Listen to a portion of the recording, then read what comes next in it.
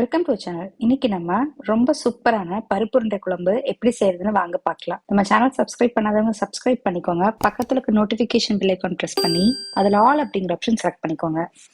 நான் இன்னைக்கு இந்த சைஸ் டம்ளர்ல 2 டம்ளர் அளவுக்கு கடலைப்பருப்பு எடுத்து ஒரு 3 மணி நேரம் ஊற வச்சு எடுத்திருக்கேங்க. இதை 2 தடவை வாஷ் பண்ணி எடுத்துக்கோங்க. இப்போ ஒரு மிக்சி ஜார்ல 1 டீஸ்பூன் சோம்பு, 1/2 டீஸ்பூன் சீரகம், 3 காஞ்ச மிளகாய், 1 பச்சை மிளகாய், ஒரு சின்ன துண்டு இஞ்சி, 3 பல்லு பூண்டு, கொஞ்சம் கருவேப்பிலை சேர்த்துட்டு ஒரு 2 பல்ஸ் கொடுத்து எடுத்துக்கோங்க. இதுல ஊற வச்சிருக்க கடலைப்பருப்பை சேர்த்துக்கலாம். 1 டீஸ்பூன் போல உப்பு சேர்த்துட்டு இது எல்லாத்தையும் தண்ணி ஊத்தாம அரைச்சு எடுத்துக்கோங்க. இந்த மாதிரி லைட்டா அங்கங்க பருப்பு இருக்க மாதிரி அரைச்சு எடுத்துக்கோங்க. இது கூடவே 2 கையளவுக்கு நறுக்கிய வெங்காயம், கொஞ்சம் கொத்தமல்லி இலை சேர்த்துட்டு கலந்து விட்டுக்கலாம்.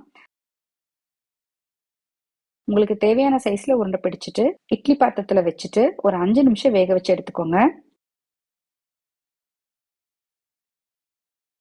இப்போ ஒரு சட்டி வச்சு 2 டேபிள் ஸ்பூன் ஆயில் ஊத்திக்கலாம். 1/2 டீஸ்பூன் கடுகு, ஒரு 10 பல்லு பூண்டு சேர்த்துட்டு வதக்கி விட்டுக்கலாம்.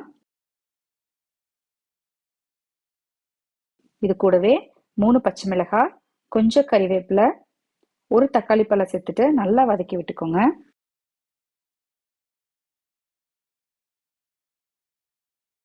இப்போ ஒரு சின்ன எலுமிச்சை சைஸ் அளவுக்கு புளிய கரைச்சி சேர்த்துக்கோங்க. 2 டேபிள் ஸ்பூன் குழம்பு மிளகாய் தூள், 1/2 டீஸ்பூன் மஞ்சள் தூள் சேர்த்துட்டு ஒரு 5 நிமிஷம் கொதிக்க விட்டுக்கலாம்.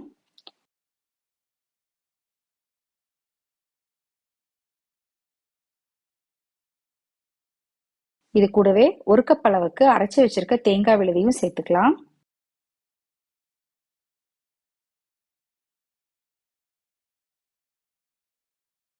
தேவையான அளவு உப்பு, தண்ணி ஊத்திட்டு கொதிக்க விட்டுக்கலாம்.